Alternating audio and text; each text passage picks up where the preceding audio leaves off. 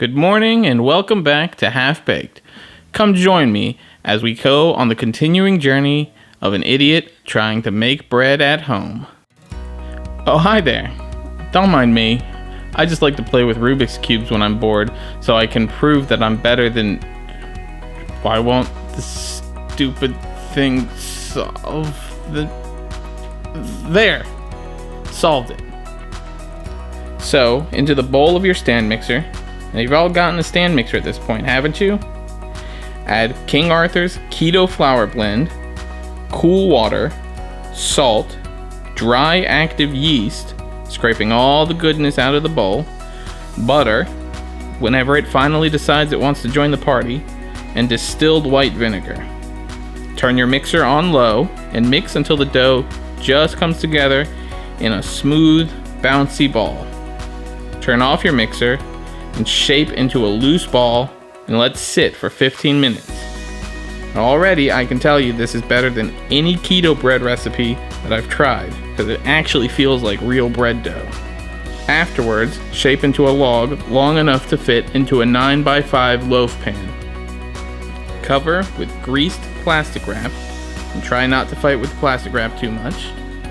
Now personally, I don't understand the whole appeal of this keto nonsense, because I love carbs, and I literally can't live without bread. So if this actually works out, I might give it a chance. We'll let it sit in a warm place for at least 1.5 hours, though it took mine more like 2.5 hours, until the dough just rises about an inch over the top of your pan. Preheat your oven to 350 degrees, and place your proofed dough in, baking until it's golden brown and smells deliciously buttery. Takes about 30 minutes. Transfer to a cooling rack and allow to drop completely to room temperature before slicing. A couple hours minimum. So let's taste this.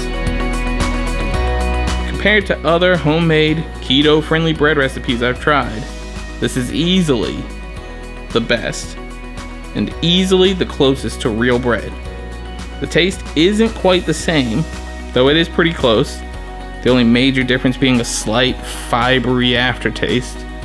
I don't really know how to describe it, but oat fiber is the closest thing I can compare it to. And the texture is almost perfect. Slightly spongier, but still good. And if you've chosen to torture yourself with a low carb, high protein diet, and have been searching for a good alternative, this might just be the perfect choice for you.